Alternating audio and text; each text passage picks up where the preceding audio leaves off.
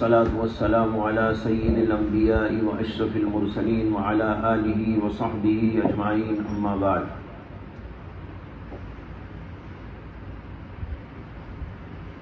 کل پرسوں جو باب پڑھا گیا تھا، باب ما جاء فی ماء البحر انہ طہور،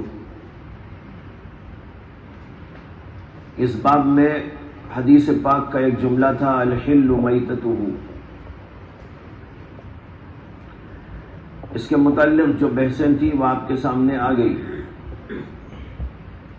ایک بات یہ رہ گئی کہ جھینگا کھانا جائز ہے یا نہیں. جو حضرات سمندر کے جانوروں کو مطلقاً جائز کہتے ہیں، جیسے کہ امام مالک، امام احمد اور امام شافعی، ایک دو جانوروں کے استثناء کے ساتھ، ان کے مسلک پر تو کوئی شبہ نہیں کہ یہ جائز ہے، اسے کہ بھی سمندر کا ایک جانور ہے. لیکن حنفیہ کے نزدیک اس کا کیا حکم ہے، اس کے بارے میں اختلاف ہے.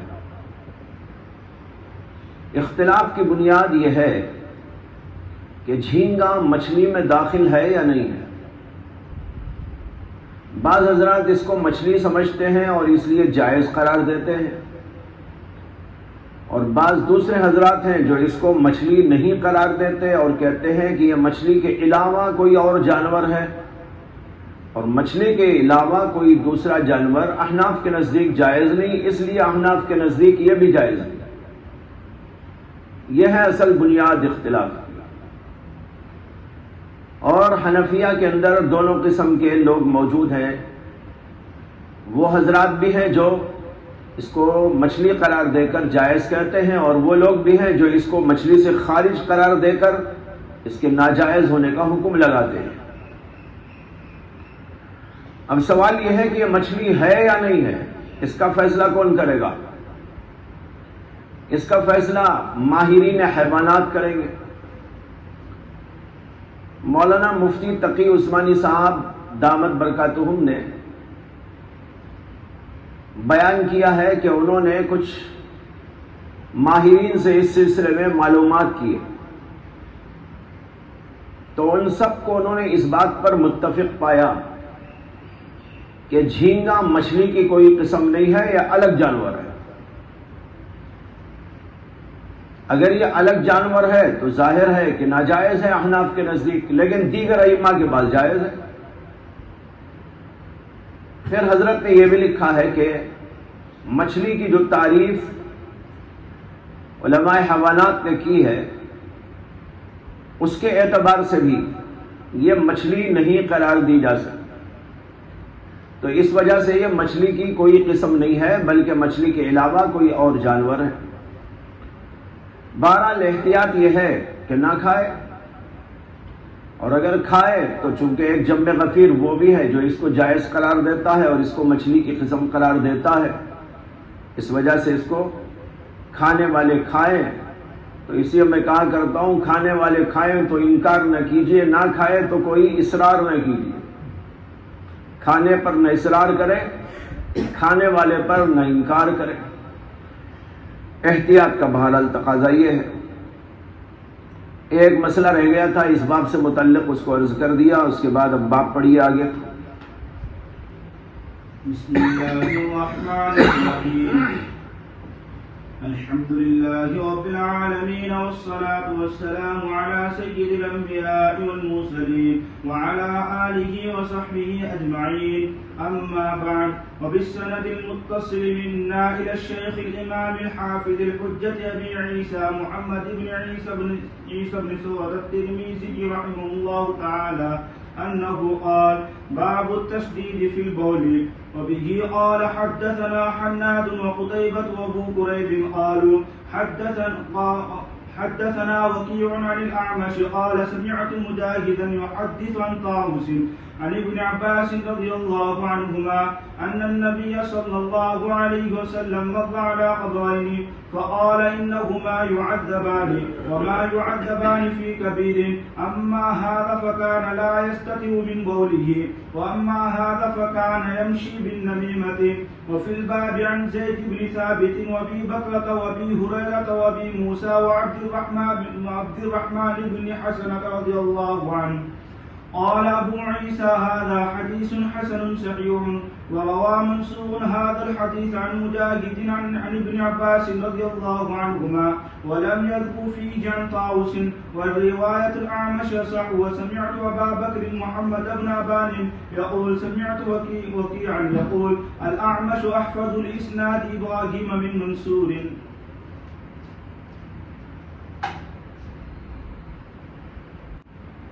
باب ما جاء فی التشدید فی البول، پیشاب کے سلسلے میں سختی کا بیان،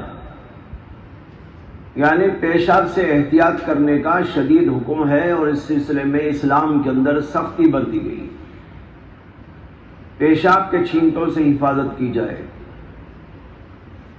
اور اس کے اندر سختی ہے اسلام کے اندر، اس لیے کہ ناپاک چیز ہے، ایک طرف یہ ناپاک ہے اور دوسری طرف لوگ اس کے اندر احتیاط نہیں برتتے، کھڑے ہو کر پیشاب کر دیا، چھینٹے اڑنے کا شدید خطرہ ہوتا ہے، اسی طرح کسی ایسی ویسی جگہ بیٹھ کر زور سے پیشاب کر دیا جس کی وجہ سے چھینٹوں کے اڑنے کا شدید خطرہ رہتا ہے، تو ایک طرف لوگوں کا یہ حال اور دوسری طرف یہ ہے بڑی ناپاک چیز، اس لیے شریعت نے اس کے اندر سختی برتی۔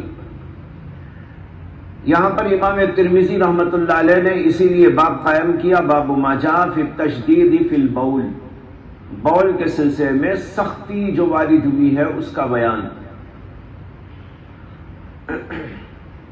تشدید کا لفظ وعید کے لیے استعمال کیا جاتا ہے، اس میں وعید ہے، سختی برتی گئی ہے۔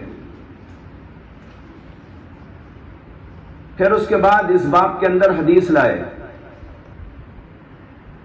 وَبِهِ قَالَ حَدَّثَنَا حَنَّادٌ وَقُتَيْبَةُ وَأَبُو قُرَيْب، یہ تینوں حضرات امام ترمذی کے اساتذہ ہیں، امام ترمذی نے یہ حدیث ان تینوں حضرات سے سنی، اس لیے تینوں کا نام لیا اور کہا قالو، ان سب حضرات نے کہا حدثنا وکیع عن الاعمش قال سمعت مجاہدا یحدث عن طاووس عن ابن عباس رضی اللہ عنہ ان النبی صلی اللہ علیہ وسلم مر على قبرین۔ ابن عباس رضی اللہ عنہ کہتے ہیں کہ ایک دفعہ اللہ کے رسول علیہ السلام دو قبروں سے گزرے، فقال، اور آپ نے کہا انہما یعذبان، یہ دونوں کے دونوں عذاب میں گرفتار ہیں، وما یعذبان فی کبیر، اور یہ دونوں کسی بہت بڑی بات کے اندر عذاب نہیں دیا جا رہے، اما ھذا فکان لا یستتر من بولی، بہرحال یہ شخص یا یہ قبر والا پس وہ پیشاب سے حفاظت نہیں کرتا تھا، پیشاب کے چھینٹوں سے بچا نہیں کرتا تھا، وَأَمَّا هَذَا فَكَانَ يَمْشِي بِالنَّمِيمَةِ، اور رہا یہ دوسرا یہ چغلی کھایا کرتا تھا۔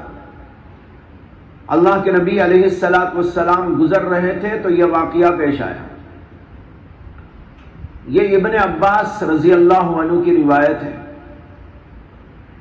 اسی قسم کی ایک روایت حضرت جابر سے بھی منقول ہے جس کو امام مسلم نے روایت کیا، اس کے اندر بھی آتا ہے کہ دو قبر والوں پر سے اللہ کے رسول علیہ السلام گزرے تھے۔ اور ایک تیسری روایت معجم کبیر طبرانی کے اندر ہے جس کے اندر سیدنا ابو ہریرہ رضی اللہ عنہ سے روایت ہے، اور اس کے اندر بھی آتا ہے کہ دو قبر والوں پر سے اللہ کے نبی علیہ السلام کا گزر ہوا، اور اس طرح کی بات اللہ کے رسول علیہ السلام نے ارشاد فرمائی۔ یہاں پر اس سلسلے میں علماء کے دو مسلک ہو گئے۔ بعض حضرات کہتے ہیں کہ یہ دو تین جو باتیں ہیں یہ دراصل ایک ہی واقعہ ہے. ایک ہی واقعے کو روایت کیا ہے ابن عباس نے بھی، اسی کو روایت کیا ہے حضرت جابر نے بھی، اور اسی کو روایت کیا ہے حضرت ابو ہریرہ نے بھی.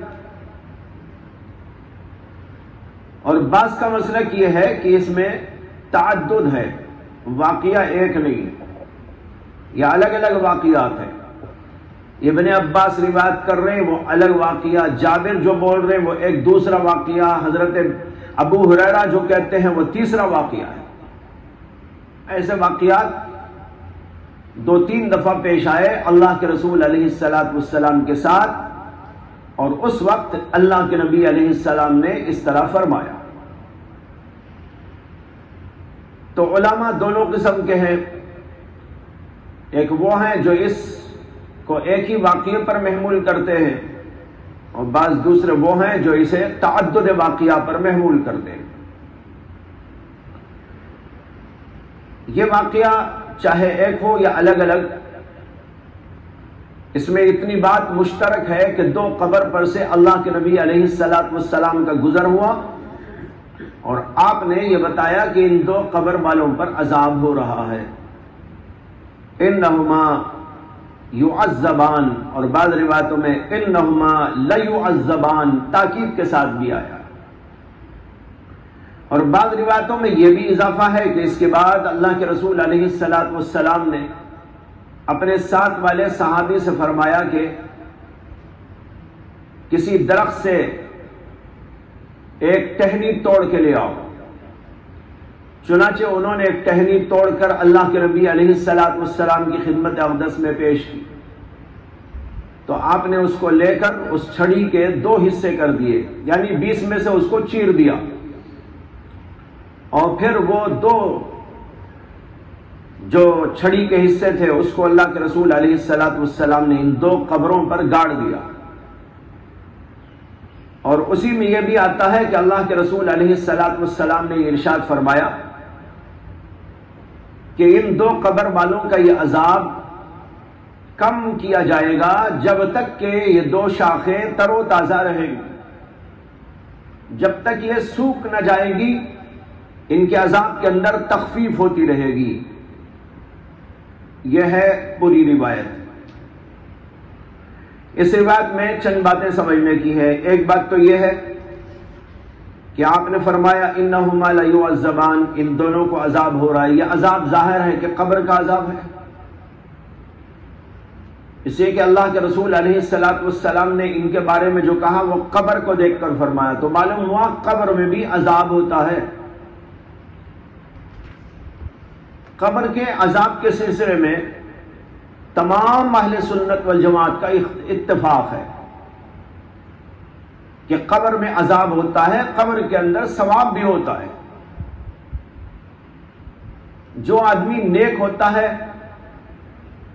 تو اس کے لیے وہاں پر نعمتوں کا انتظام ہوتا ہے، راحتوں کا انتظام ہوتا ہے، قبر کو کشادہ کر دیا جاتا ہے، نورانی بنا دیا جاتا ہے، اور جنت کی کھڑکی کھول دی جاتی ہے، اسے جنت کا لباس پہنا دیا جاتا ہے، جنت کا بچھونا اس کو دیا جاتا ہے. حتیٰ کہ ایک روایت میں آتا ہے جس کو مشکات کے اندر آپ نے پڑھا ہوگا کہ جب یہ ساری نعمتیں قبر کا وہ آدمی دیکھتا ہے مردہ تو وہ خواہش کرتا ہے اور کہتا ہے کہ بھائی ذرا مجھے چھوڑ دو، میں جا کر آتا ہوں اپنے گھر والوں کے پاس، ان کو بتا کے آتا ہوں کیا کیا نعمتیں مجھ کو دی گئی. وہ لوگ پریشان ہوں گے، رو رہے ہوں گے، اور پتہ نہیں کیا کیا سوچ رہے ہوں گے. یہاں تو یہ انتظامات ہیں، عجیب عجیب نعمتیں ہیں جس کا کبھی تصور نہ تھا. ذرا مجھے اجازت دے دو کہ میں اپنے گھر والوں کو جا کے بتا کے آ جاؤں. لیکن وہ فرشتے کہیں گے نہیں نہیں، سو جاؤ، تم سو جاؤ، آرام سے سو جاؤ. پھر اس کو سلا دیا جائے گا اور کہا جائے گا کہ بس تجھے تو پھر جب اٹھائیں گے تو اللہ اٹھائیں گے.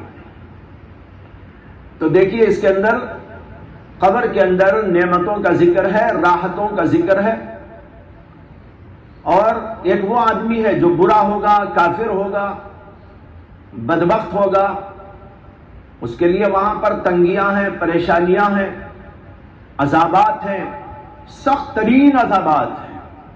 اللہ کے نبی علیہ السلام نے متعدد احادیث کے اندر عذاب قبر کا ذکر کیا ہے، وہاں کی ہولناکیوں، وہاں کی شدتوں اور وہاں کی وحشت ناکیوں کا تذکرہ فرمایا۔ اس سے بھی معلوم ہوتا ہے کہ قبر کے اندر عذاب ہوتا ہے، یہی اہل سنت والجماعت کا مسلک ہے۔ اس سلسلے میں بعض معتزلہ اور بعض گمراہ فرقوں کا مسلک یہ ہے کہ عذاب قبر نہیں ہوتا، نہ ثواب قبر نہ عذاب قبر۔ اور آج کل جو منکرین حدیث کا طبقہ ہے وہ بھی یہی کہتا ہے، اس لیے کہ منکرین حدیث حدیث کو نہیں مانتے اور اس کا ذکر حدیثوں میں آیا ہے، اور کہتے ہیں کہ قرآن کریم کے اندر اس کا کوئی ذکر موجود نہیں۔ جب عذاب قبر کا ذکر قرآن میں موجود نہیں تو ہم اس کو نہیں مانتے، حالانکہ عذاب قبر کا ذکر قرآن میں بھی موجود ہے، بس اتنی بات ہے کہ صراحتاً موجود نہیں ہے، اشارتاً موجود ہے۔ حضرت مولانا مفتی محمد شفیع صاحب نور اللہ مرقدہ نے حضرت تھانوی رحمۃ اللہ علیہ کے حکم پر قرآن کریم کے بعض حصوں کی تفسیر عربی میں لکھی تھی، احکام القرآن، یعنی جو احکامات نکلتے ہیں ان آیات سے اور اس حصے سے، اس کو مرتب فرمایا تھا۔ چھپی ہوئی موجود ہے وہ کتاب، یہاں بھی موجود ہے ہمارے کتب خانے میں۔ حضرت تھانوی نے اپنے بعض شاگردوں اور خلفاء کو حکم دیا تھا کہ قرآن کریم کے بعض حصوں کی وہ تفسیر لکھیں اور احکام القرآن کی حیثیت سے لکھیں۔ حضرت مولانا ظفر احمد عثمانی کو ایک حصہ دیا، حضرت مولانا ادریس کالوی رحمۃ اللہ علیہ کو ایک حصہ دیا، ایک حصہ حضرت مولانا مفتی محمد شفیع صاحب نور اللہ مرقدہ کو دیا۔ جن حضرات نے وہ لکھ دیا، اور بھی شاید 1-2 حضرات تھے جن کو دیا تھا، یہ تینوں حضرات نے جو لکھا وہ تو یہاں موجود ہے، اور ایک غالباً مولانا حبیب محمد صاحب کو دیا تھا، ان کا بھی حصہ غالباً اس کے اندر موجود ہے۔ تو بہرحال ان حضرات نے حضرت کے حکم پر یہ تفسیری کام کیا تھا۔ تو اس میں جو مفتی شفیع صاحب رحمۃ اللہ علیہ کا حصہ ہے، اس میں انہوں نے مستقل طور پر ایک رسالہ ہی اس پر لکھ دیا ہے۔ جہاں عذاب قبر کا کوئی ذکر آیا تھا ان کے حصے میں، تو وہاں انہوں نے اس کے اوپر مستقل ایک تحریر لکھ دی، ایک رسالے کی شکل بن گئی۔ اس میں حضرت نے لکھا ہے کہ قرآن کریم کے اندر 22 آیات ایسی ہیں جن کے اندر عذاب قبر کا اشارہ موجود ہے۔ 22 آیات، اگر وہ رسالہ آپ پڑھ لیں تو تفصیل آپ کے سامنے آ جائے گی۔ تو بہرحال یہ لوگ یہ کہتے ہیں کہ قرآن میں اس کا ذکر موجود نہیں، حالانکہ یہ بات غلط ہے، جیسے کہ ابھی عرض کر دیا۔ ہاں یہ کہہ سکتے ہیں قرآن میں صراحتاً اس کا ذکر موجود نہیں، لیکن ہر بات صراحتاً ذکر کرنا یہ کوئی ضروری تھوڑا ہی ہے۔ بہت ساری چیزیں اشارتاً بھی ذکر کی جاتی ہیں، کنایتاً ذکر کی جاتی ہیں، مجملاً ذکر کی جاتی ہیں، مبہماً ذکر کی جاتی ہے، اور ان کی تفصیل احادیث کے اندر آتی ہے۔ تو لہذا یہاں پر اللہ نے اشارہ تو دے دیا عذاب قبر کا، اور میں 1-2 آیات کی طرف اشارہ دے دیتا ہوں۔ ساری آیات کو بتانا تو ابھی مشکل ہے۔ ایک جگہ پر ارشاد ہوتا ہے فَوَقَاهُ اللَّهُ سَيِّئَاتِ مَا مَكَرُوا وَحَاقَ بِآلِ فِرْعَوْنَ سُوءُ الْعَذَابِ۔ اس میں فرعونیوں کے لیے عذاب کا اللہ نے ذکر کیا۔ وَحَاقَ بِآلِ فِرْعَوْنَ سُوءُ الْعَذَابِ، آگے کہتے ہیں النَّارُ يُعْرَضُونَ عَلَيْهَا غُدُوًّا وَعَشِيًّا، ان لوگوں پر عذاب صبح شام پیش کیا جاتا رہتا ہے۔ وَيَوْمَ تَقُومُ السَّاعَةُ أَدْخِلُوا آلَ فِرْعَوْنَ أَشَدَّ الْعَذَابِ، اور جب قیامت کا دن آئے گا تو کہا جائے گا کہ آل فرعون کو سخت ترین عذاب میں گرفتار کرو۔ اب سوال پیدا ہوتا ہے کہ اللہ نے کہا کہ ان کو عذاب ہو رہا ہے اور روزانہ صبح شام ہو رہا ہے، اور صبح شام کا مطلب صبح سے شام، سمجھ میں آیا؟ یہ محاورہ ہے، صبح سے لے کر شام، شام سے لے کر صبح تک ہوتا ہی رہتا ہے عذاب۔ اب یہ عذاب ان کو ہو رہا ہے، اور پھر آگے کہتے ہیں قیامت کا دن آئے گا تو کہا جائے گا فرشتوں سے ادخلوا آل فرعون اشد العذاب۔ سوال یہ ہے کہ یہ کون سا عذاب، یہ کون سا عذاب؟ سمجھ میں آیا؟ اسی سے علماء نے استدلال کیا اور کہا کہ اس میں اشارہ ہے عذاب قبر کی جانب، کہ اس میں عذاب ان کو ہو رہا ہے، اور پھر جب قیامت آئے گی تو قیامت کے دن دوسرا عذاب ان کے اوپر ہوگا جو اس سے زیادہ سخت ترین عذاب ہوگا۔ اس طرح اور بھی آیات موجود ہیں۔ تو علماء اہل سنت کا یہی عقیدہ ہے، اور جیسے کہ میں نے کہا کہ عذاب کا ذکر قرآن میں بھی ہے، صراحتاً نہیں لیکن اشارتاً موجود ہے، لیکن اگر نہ بھی ہو تب بھی ہمارے لیے حدیث کافی ہے، اسے کہ ہر بات قرآن کریم کے اندر آئے کوئی ضروری نہیں۔ یہ بعض لوگوں نے جو انکار حدیث کرنا چاہتے ہیں انہوں نے یہ تصور پیدا کر دیا، اور ان کی یہ بات عوام الناس کے اندر بھی کچھ ایسی رچ گئی اور بس گئی ہے کہ وہ اگرچہ ہمارے اپنے لوگ ہیں لیکن وہ بھی اس قسم کے سوال کرتے ہیں، کہتے قرآن سے دکھائیے، ہر چیز قرآن میں آئے کوئی ضروری تھوڑا ہی ہے۔ اللہ نے قرآن میں جتنا بیان کرنا تھا اس کو قرآن کریم کے اندر بیان فرمایا، اور پھر نبی اکرم صلی اللہ علیہ وسلم کے ذریعے جو بتانا تھا اس کو نبی اکرم صلی اللہ علیہ وسلم کے ذریعے سے بتایا گیا۔ اور بعض لوگ جو ہے اسے بہت اہمیت دیتے ہیں کہ ہر بات قرآن سے ثابت کی جائے، یہ بھی ایک غلطی ہے، اسے کہ جب ہمیں اللہ نے اس کا مکلف نہیں کیا کہ ہر بات قرآن ہی میں تلاش ہو، بلکہ نبی اکرم صلی اللہ علیہ وسلم کی احادیث کو بھی ہمارے لیے حجت بنا کر پیش کیا گیا، اس کے مستقل دلائل ہیں، اور اس کا تھوڑا سا ذکر مقدمے کے درمیان میں عرض کر چکا ہوں۔ آیات موجود ہیں، اللہ کے نبی علیہ السلام کی اتباع کا حکم دیا گیا ہے، اور یہ بھی بتایا کہ قرآن کے علاوہ بھی اللہ کے نبی علیہ السلام پر اللہ کی وحی نازل ہوتی تھی، اس کے دلائل تو خود قرآن سے میں نے ذکر کیے۔ تو اسی قرآن میں جو آ گیا اور جو اللہ کے نبی علیہ السلام نے بتایا اس کو بھی لیا جائے۔ اسے اس بات پر جو لوگ اصرار کرتے ہیں قرآن سے جواب دیجئے، یہ بات غلط ہے۔ ہاں قرآن میں ہے الحمدللہ، دیجئے جواب، لیکن نہیں ہے تو خواہ مخواہ اس کو تلاشیں اور جو ہے نکالنے کی کوشش کریں۔ جیسے بعض لوگ یہ بھی کوشش کرتے ہیں کہ سائنسی تحقیقات جو نئی آتی رہتی ہیں وہ کوشش کرتے ہیں کہ قرآن سے بھی کسی طرح اس کو ثابت کر دیا جائے۔ بھائی قرآن کوئی سائنس کی کتاب نہیں ہے، وہ ہدایت کی کتاب ہے۔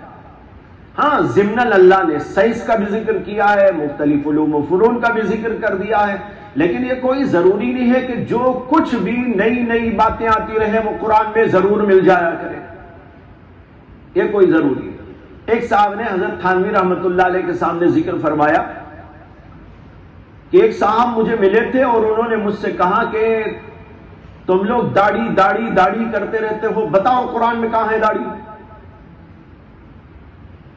تو حضرت نے فرمایا کہ اچھا آپ نے کیا جواب دیا؟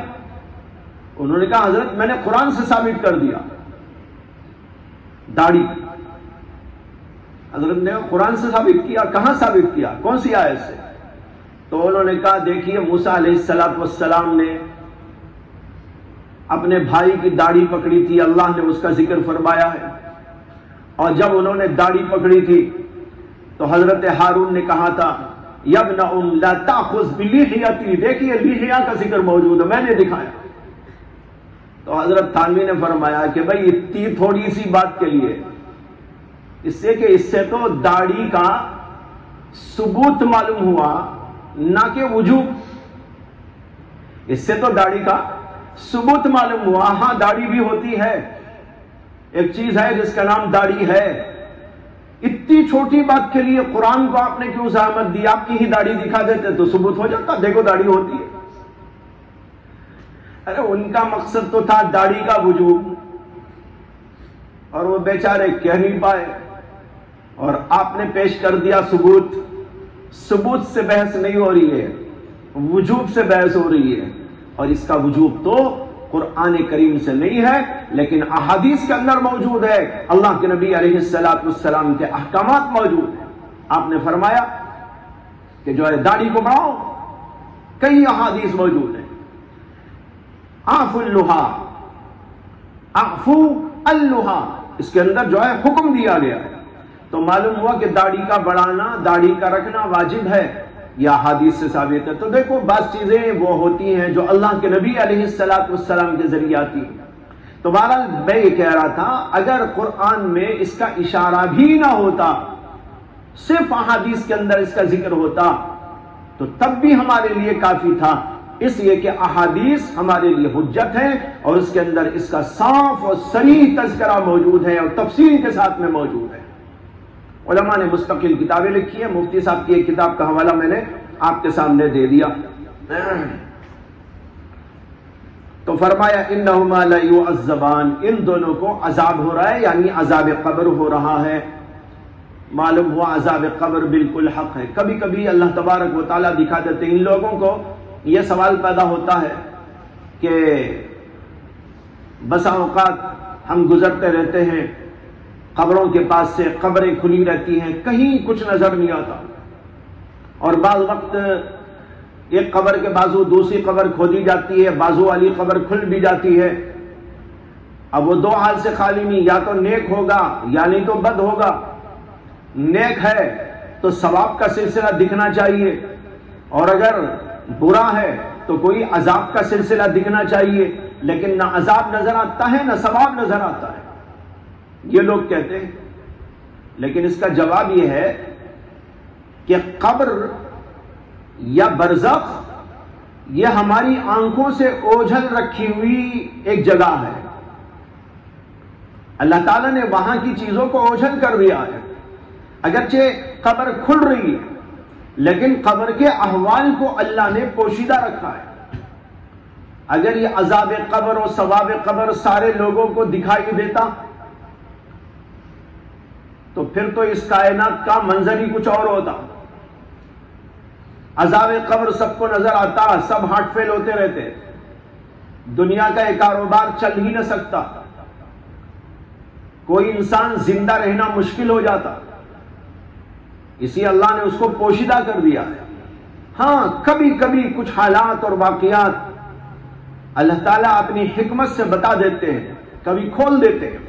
چنانچہ ایسے واقعات بھی دنیا کے اندر پیش آئے ہیں کہ جو ہے قبر کے اندر دیکھا گیا تو کچھ عجیب منظر نظر آیا.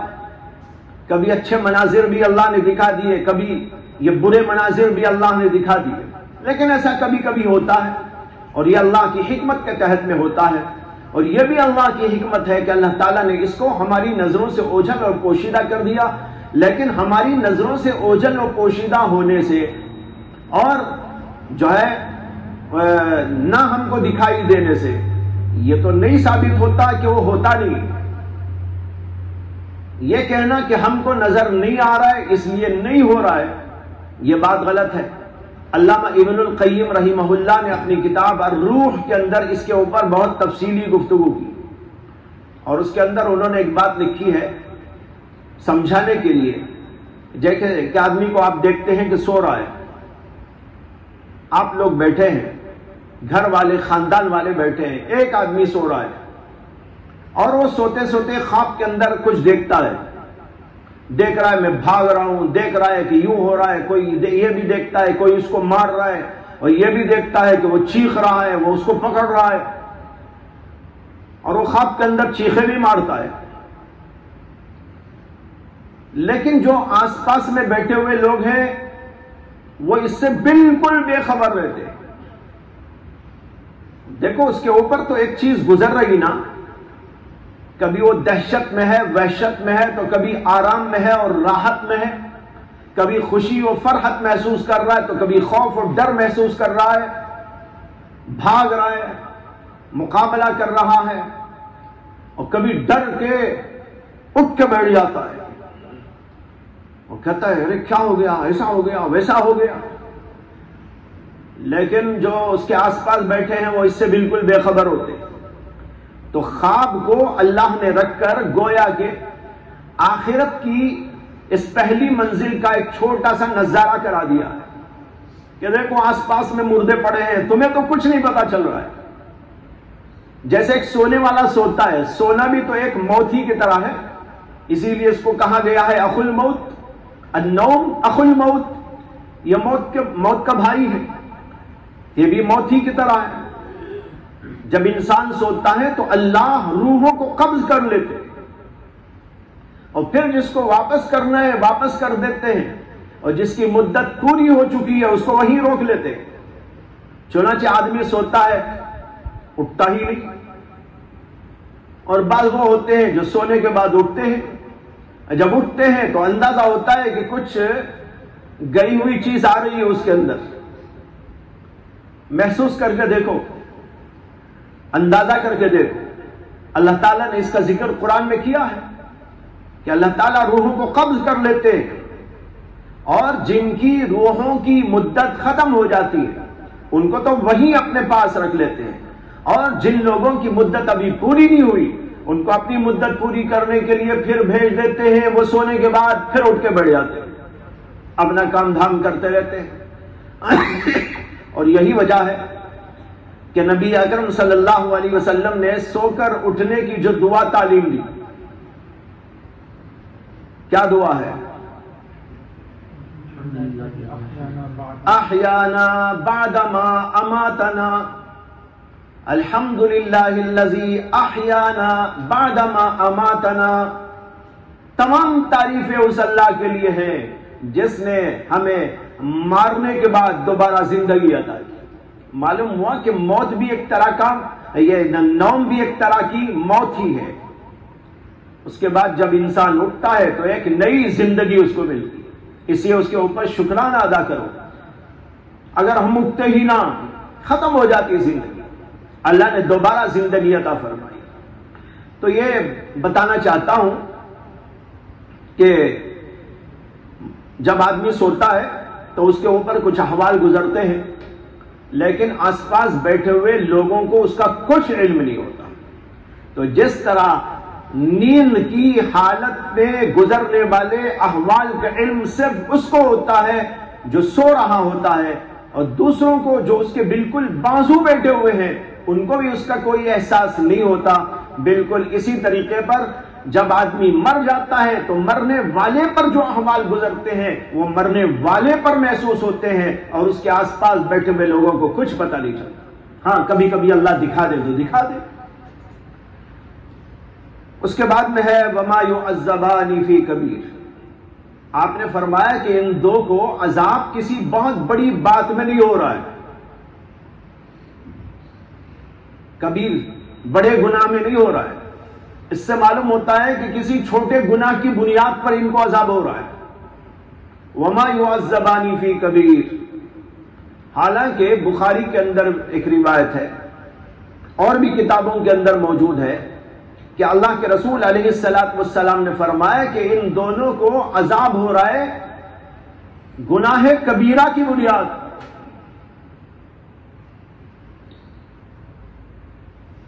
اب دو ان باتوں کے اندر تعارض ہو گیا. یہ بھی کہا جا رہا ہے کہ ان کو عذاب ہو رہا ہے تو بڑی بات میں، بڑے گناہ کی وجہ سے، اور یہ بھی کہا جا رہا ہے کہ ان کو عذاب ہو رہا ہے تو کسی بہت بڑی بات کی وجہ سے نہیں ہو رہا ہے. یہ تعارض، جواب اس کا یہ ہے کہ دونوں جگہ کبیر کے معنی الگ الگ ہیں. ایک جگہ کبیر کے معنی گناہ کبیرہ کے ہیں اور دوسری جگہ کبیر کے معنی مشقت کے ہیں، مشقت والے کام کے.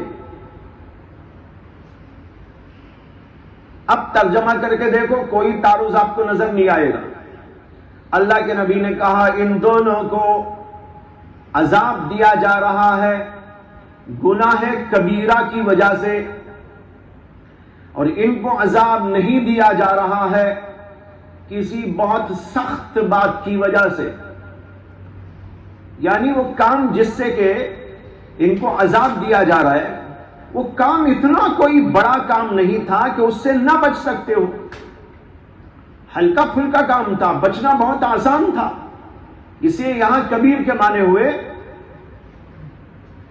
اس اعتبار سے بڑا کہ اس کو اٹھا نہ سکے، اس کو برداشت نہ کر سکے، ایسا نہیں، بہت آسان کام تھا، تو یہ آسان کے مقابلے میں کبیر استعمال ہوا ہے، تو لہذا دونوں باتیں صحیح ہیں کہ ہے تو یہ گناہ کبیرہ، لیکن اس گناہ کبیرہ سے بچنا کوئی مشکل بات نہ تھی، یہ کوئی مشکل بات میں ان کو عذاب نہیں دیا جا رہا ہے۔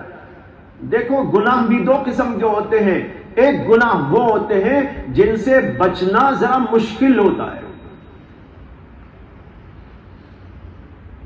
آدمی جو ہے بچنا چاہے تب بھی کچھ ایسے احوال یا کچھ ایسے مسائل آ جاتے ہیں یا آدمی پھنس جاتا ہے، بچنا مشکل ہو جاتا ہے، اگرچہ وہاں بھی بچنا فرض ہے اور وہاں بھی نہ بچے گا تو گناہ ہوگا، لیکن اس کے مقابلے میں وہ صورتحال کہ بچنا بھی آسان ہو، وہاں اگر نہ بچے گا تو زیادہ سخت پکڑ ہوگی۔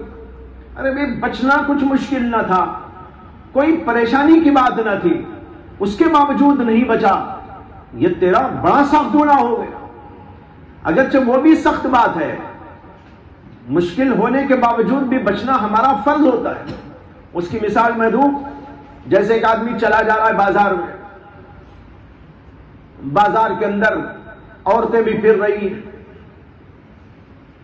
اور بے پردہ پھر رہی ہیں، سامنے ادھر ادھر آ رہی ہیں، نوجوان لوگ چلے جا رہے ہیں، یہاں بھی عورتوں پر نگاہ ڈالنے سے اپنے آپ کو بچانا ضروری ہے، لیکن بہرحال مشکل ہے۔ کیا ہے؟ مشکل ہے۔ اس مشکل کو جو اختیار کرے گا اللہ اس کے لیے جنت آسان کر دیں گے، لیکن بہرحال کچھ مشکل معلوم ہوتی ہے آدمی کو۔ ایسے ہی بعض اور کام بھی ہوتے ہیں کہ ان کو کرنے میں ذرا مشکلات پیش آتی ہیں، لیکن بھائی یہاں جو باتیں ہیں یہ کوئی مشکل بات ہی نہ تھی، جان بوجھ کر خواہ مخواہ کیا۔ ایسے ہی گناہ کی اور دو قسمیں بھی سمجھ لیجیے، ایک وہ گناہ ہوتا ہے جس کے کرنے میں انسان لذت محسوس کرتا ہے، اور ایک وہ گناہ ہوتا ہے جس کے کرنے میں کوئی لذت نہیں پھر بھی کرتا ہے۔ حضرت مولانا مفتی محمد شفیع صاحب رحمۃ اللہ علیہ نے ایک کتاب لکھی ہے چھوٹی سی، اس کا نام ہے گناہ بے لذت۔ کچھ بھی لذت نہیں پھر بھی کر رہا ہے۔ کچھ کام تو ایسے ہوتے ہیں جس کو آدمی اس لیے اختیار کر لیتا ہے کہ بھئی اس میں مزہ آ رہا ہے، لذت آ رہی ہے۔ گناہ تو وہ بھی ہے، بچنا وہاں بھی فرض ہے، کرے گا تو وہاں بھی پکڑ ہوگی، لیکن کتنی حماقت کی بات ہے کہ آدمی کو دنیاوی اعتبار سے بھی کوئی مزہ نہیں پھر بھی کر رہا ہے گناہ۔ یہ ہے گناہ بے لذت۔ مثال کے طور پر گناہ بے لذت غیبت کرنا۔ غیبت کرنے سے کچھ مزہ آتا ہے؟ کوئی مزہ آتا ہے غیبت کرنے سے؟ چغلی کھانا، جیسے یہاں بھی ہے چغلی کھاتا ہے، یمشی بن نمیمہ، اس کے اندر بھی کوئی جو ہے لذت کچھ نہیں، بلکہ ایک قسم کی زحمت ہی ہے، لیکن اس کے باوجود بھی احمق اس کو اختیار کرتا ہے، غیبتوں پر غیبتیں کرتا ہے، دن بھر ادھر ادھر لوگوں کی گاتا رہتا ہے، ادھر کی بات ادھر، ادھر کی بات ادھر کرتا رہتا ہے، اور بھی اس قسم کے گناہ ہیں۔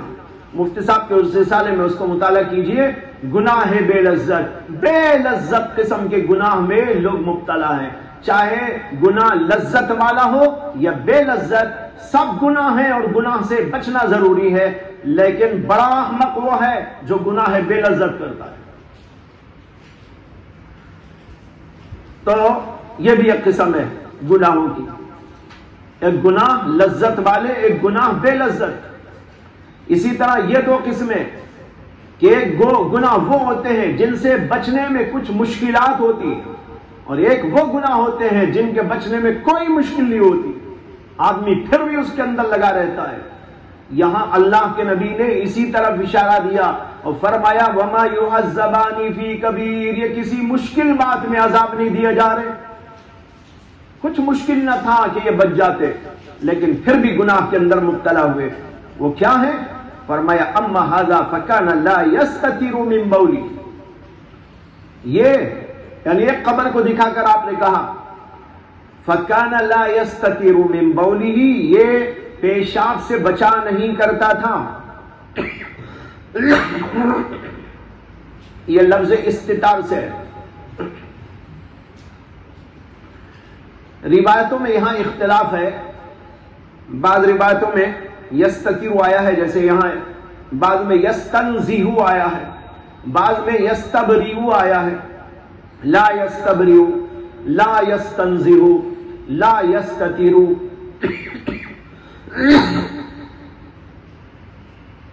لا یستنزہ اور لا یستبریء کے معنی تو واضح،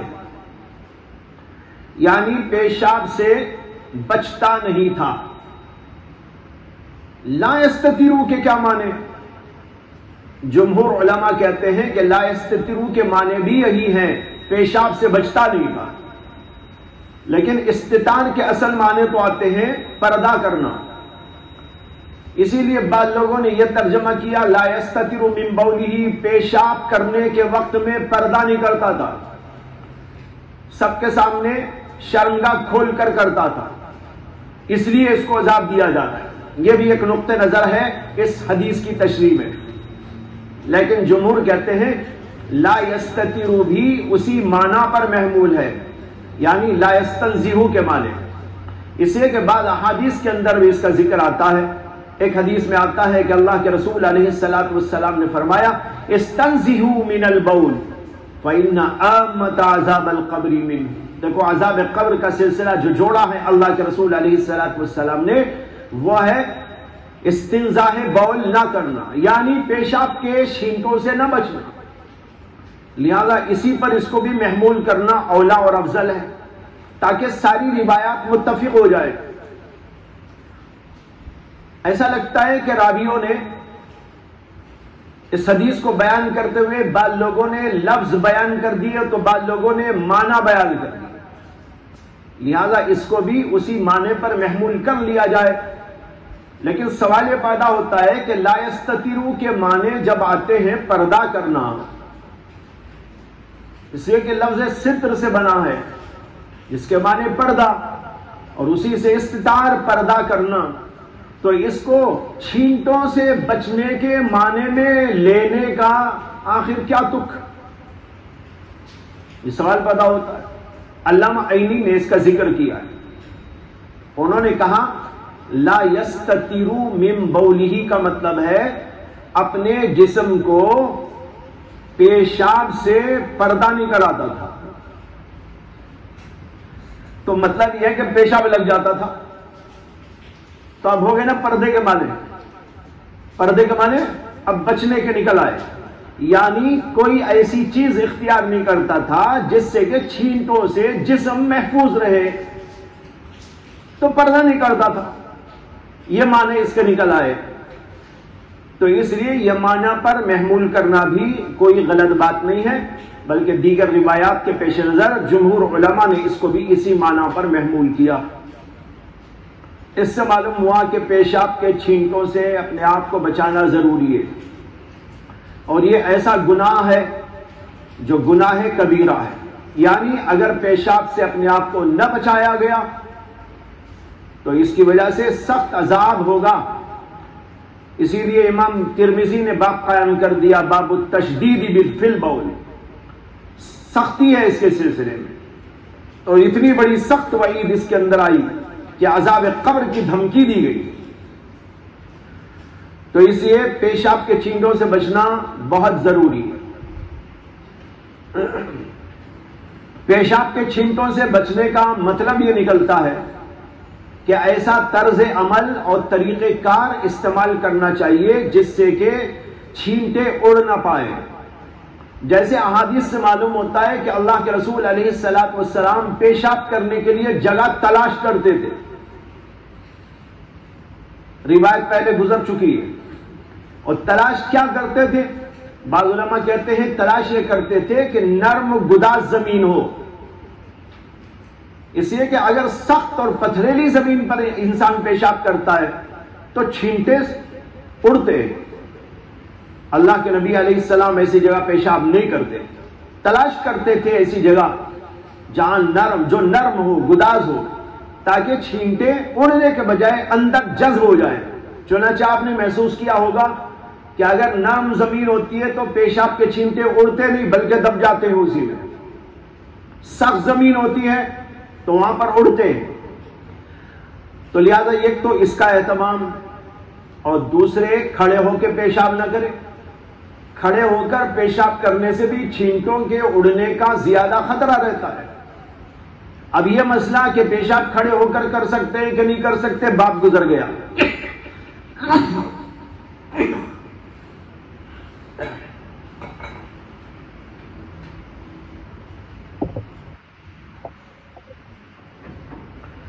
جمہور کا نقطہ نظر یہی ہے کہ بیٹھ کر پیشاب کرنا ہی سنت ہے۔ کھڑے ہو کر پیشاب کرنا جواز کا درجہ رکھتا ہے، لیکن معمول نہیں بنانا چاہیے۔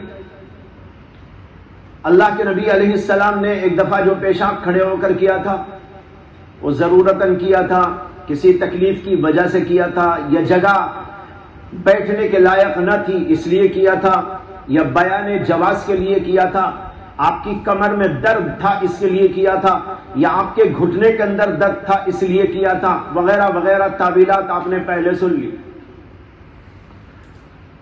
تو یہ بھی ایک بات ہے، پیشاب کے چھینٹوں سے حفاظت۔ اور ایک تیسری بات یہ ہے کہ پیشاب کرتے وقت میں پیشاب بہت زور سے نہ کرے، اس سے بھی پیشاب کے چھینٹے اڑنے کا شدید خطرہ رہتا ہے، بلکہ اپنے آپ کو ذرا روک کر اس طرح کرے کہ ایک دم زور کے ساتھ میں نہ نکلے۔ یہ بھی ایک طریقہ ہوتا ہے۔ تو بہرحال وہ طریقے استعمال کیے جائیں جس سے کہ پیشاب کے چھینٹوں سے حفاظت ہو سکتی ہے۔ یہ ہے اس کا مطلب کہ وہ پیشاب کے چھینٹوں سے حفاظت نہیں کرتا تھا۔ یہ مطلب نہیں کہ چھینٹے اڑا لیتا تھا، وہ تو اور ڈینجر ہے، وہ تو اور خطرناک بات ہے۔ مطلب یہ ہے کہ احتیاطی جو تدابیر ہیں ان تدابیر کو اختیار نہیں کرتا تھا، جن میں سے دو چار کا ذکر میں نے کر دیا ہے۔ اس طریقے پر جو آدمی پیشاب کرے گا احتیاط کے ساتھ تو وہ بچے گا۔ اس کے باوجود اگر کچھ چھینٹے اڑ جاتے ہیں، امام محمد رحمت اللہ علیہ نے ذکر فرمایا ہے کہ وہ اللہ کے ہاں معاف ہے۔ یعنی پوری تدابیر، پوری کوششیں، احتیاط کی انسان اختیار کر لے، اس کے باوجود بے شعوری میں یا یہ کہ اپنا بس نہ ہونے کی وجہ سے کچھ اڑ گیا، سوئی کے ناکے کے برابر ہو جاتا ہے ایسا، تو امام محمد کا قول ہے، کتابوں میں لکھا ہوا کہ انہوں نے فرمایا کہ اتنی حد تک معاف ہو جائے گا، کیونکہ انسان اس کا مکلف نہیں، اس سے کہ ساری تدبیریں کر جانے کے باوجود بھی اگر اڑ رہے ہیں تو انسان کے بس سے باہر، لا یکلف اللہ نفسا الا وسعها۔ لیکن اس سے اتنی بات سمجھ میں آ گئی کہ احتیاطی تدابیر جتنی کرنی چاہیے وہ سب کی سب کر لینی چاہیے۔ اس کے بعد یہاں پر ایک سوال ہے، وہ یہ ہے کہ عذاب قبر ہوتا ہے پیشاب کے چھینٹوں سے حفاظت نہ کرنے پر، اپنے آپ کو نہ بچانے پر، ان دونوں میں تعلق کیا ہے؟ یعنی پیشاب سے نہ بچنے میں اور عذاب قبر میں، ان دونوں کے اندر تعلق کیا ہے؟ اگرچہ تعلق معلوم کرنا کوئی ضروری تو ہے نہیں۔ ایک صاحب حضرت تھانوی رحمت اللہ علیہ کی خدمت میں آئے تھے، جو علی گڑھ یونیورسٹی کے پروفیسر تھے۔ انہوں نے آ کر حضرت سے کہا کہ مجھے ایک حدیث نہیں سمجھ میں آئی، وہ آپ سے سمجھنے کے لیے آیا ہوں۔ حضرت نے فرمایا کہ کون سی حدیث؟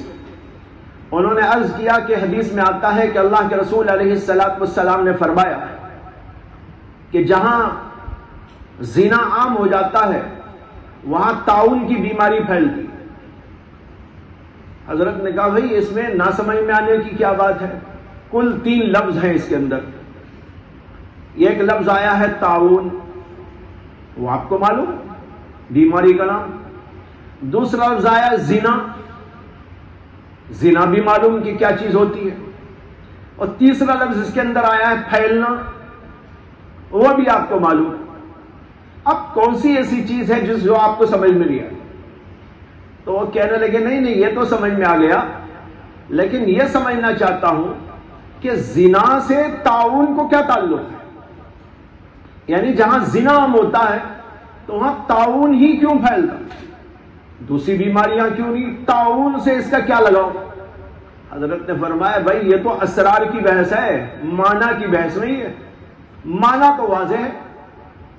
اب آپ جو سوال کر رہے ہیں وہ تو ہے اسرار کی بحث کہ اس میں کیا راز ہے، اس کے اندر کیا سر ہے، یہ معلوم کرنا چاہتے ہیں آپ. تو میں نہیں سمجھتا کہ آپ اس کی اہلیت اپنے اندر رکھیں. جہاں تک انسان کو حدیث سمجھنا، عمل کرنا، وہ تو واضح ہے. اب ایک ہے اس کے اسرار معلوم کرنا. اسرار معلوم کرنا تو ہر ایک اس کی لیاقت اور اہلیت نہیں رکھتا. پھر انہوں نے اصرار کیا تو حضرت نے فرمایا کہ دیکھو ایسا کرتے ہیں کہ آپ یہاں کچھ طالب علم پڑھتے ہیں بڑی جماعتوں میں، جو حدیث کی کتابیں، تفسیر کی کتابیں پڑھتے ہیں، ان کو منت سماجت کر کے میرے سامنے لا کے بٹھا دو. میں بیان ان کے سامنے کروں گا اور آپ بھی بیٹھ کے سننا. سننے سمجھ میں آیا تو ٹھیک، نہیں سمجھ میں آیا تو میری تقریر ضائع تو نہیں ہوگی. اسے کہ سمجھنے والے رہیں گے وہ سمجھ جائیں گے. لیکن آپ کو اس سے یہ بھی سمجھ میں آ جائے گا کہ علماء کے پاس ہر چیز کا جواب موجود ہے. یہ کوئی ٹالنے کی بات ہم نہیں کر رہے. اور یہ سمجھ میں آ جائے گا کہ علماء کے پاس تو جواب موجود ہے، لیکن ہر جواب ہر آدمی سمجھنے کی قابلیت نہیں رکھتا. اب ہم ڈاکٹر کے پاس جاتے ہیں، ڈاکٹر کو بیماری کے بارے میں پوچھتے ہیں، وہ بتاتا ہے کہ بھائی یہ کھائیے. اب آپ اس سے سوال کرنے لگے یہی دوا آپ نے کیوں تجویز کی ہے، دوسری دوا کیوں تجویز نہیں کی، دوسری میں کیا قصور ہے، اس کے اندر کیا فائدہ ہے؟ وہ کہے گا یہ سیکھنا ہو تو آؤ میرے پاس روزانہ، تم کو بھی ڈاکٹر بنا دوں گا. جب تم میری طرح ڈاکٹر بن جاؤ گے تو خود تم کو بھی سمجھ میں آنے لگے گا. اب لوگ ایسے ہیں عجیب و غریب کہ پڑھنا تو کچھ نہیں چاہتے لیکن سمجھنا سب کچھ چاہتے. ارے سمجھنا چاہتے ہو تو پڑھنا بھی چاہیے. علوم پڑھیے، قرآن پڑھیے، حدیث پڑھیے، اس سے پہلے دیگر اس کے موقوف علیہ علوم کو پڑھیے، عربی زبان سیکھیے. یہ سب جب سیکھیں گے اور اس منزل کو پہنچیں گے اور پھر اس کے لیے ایسی محنت بھی کریں گے، تب اللہ دماغ کے دروازے کھولیں گے، دریچے کھولیں گے، تب سمجھ میں آئے. آدمی محنت تو کچھ نہ کرنا چاہے لیکن علماء سے سوال کرے ایسا کیوں ہے، ایسا کیوں ہے. بھائی علماء کا کام یہ ہے کہ آپ کو یہ مسئلہ بتائے کہ یہ ہے، آپ کو اس پر عمل کرنا ہے. کیوں؟ وہ میں نے پڑھ لیا ہے، میرے پاس اس کا علم موجود ہے، لیکن وہ علم آپ سمجھ جائیں ایسا نہیں ہو سکتا. مسئلہ آپ کے لیے ہے، مسئلہ آپ سمجھیں اور اس کے اوپر عمل کریں. باقی اس کی لیما اور اس کی حقیقت، اس کی پوری کیفیت، اس کے اسرار، اس کے رموز، اس کے حقائق، اس کے معارف اور اس کے دقائق، یہ ہر کس و لاکس نہیں سمجھ سکتا. تو بہرحال میں یہ بول رہا تھا، یہ اگرچہ کوئی ضروری سوال نہیں ہے کہ عذاب قبر اور پیشاب کے چھینٹوں سے نہ بچنے میں کیا تعلق، لیکن کبھی کبھی بعض علماء ایسی بحثیں کر دیتے ہیں تاکہ کچھ مزید افادہ ہو جائے. اس سلسلے میں صاحب بحر الرائق علامہ ابن نجائم مصری نے نقل کیا ہے معراج الدرایا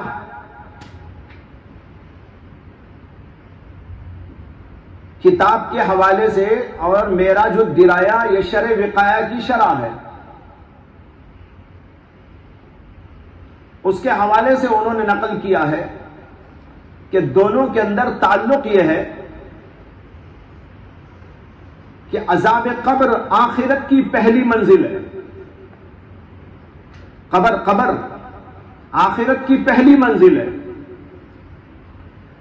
اور پیشاب سے بچنے والا جو مسئلہ ہے اس کا تعلق طہارت کے باب سے ہے، اور طہارت نماز کی شرائط میں سے ہے، اور نماز وہ چیز ہے جس کا سب سے پہلے سوال ہوگا، جیسے کہ حدیث کے اندر آیا. تو سب سے پہلے سوال جو ہوگا کسی بھی بندے مومن سے وہ نماز کے بارے میں. تو جب نماز کے بارے میں سوال ہوگا تو ظاہر بات ہے نماز کے متعلقات بھی اس میں داخل ہیں. لہذا پیشاب سے نہ بچنا طہارت کے لیے مضر، جب طہارت کے لیے مضر تو نماز کے لیے مضر، اور پہلا سوال اسی کے بارے میں ہوگا. اور یہ آخرت کی پہلی منزل ہے. تو آخرت کی پہلی منزل میں نماز کے متعلقات کے بارے میں سوال و جواب اور اس کے لیے عذاب ہے، یہ انہوں نے بیان کیا ہے. بہرحال ایک نقطے کی حیثیت رکھتی ہے بات، اور ٹھیک بھی ہے. اس کے بعد دوسرا جملہ اس کے اندر آیا وَأَمَّا هَذَا فَكَانَ يَمْشِي بِالنَّمِيمَةِ، اور یہ دوسری قبر والا یہ چغلی کھاتا تھا. نمیمہ کہتے ہیں بات کو ادھر سے ادھر نقل کرنا، نقل الکلام، کلام کو نقل کرنا ادھر سے ادھر.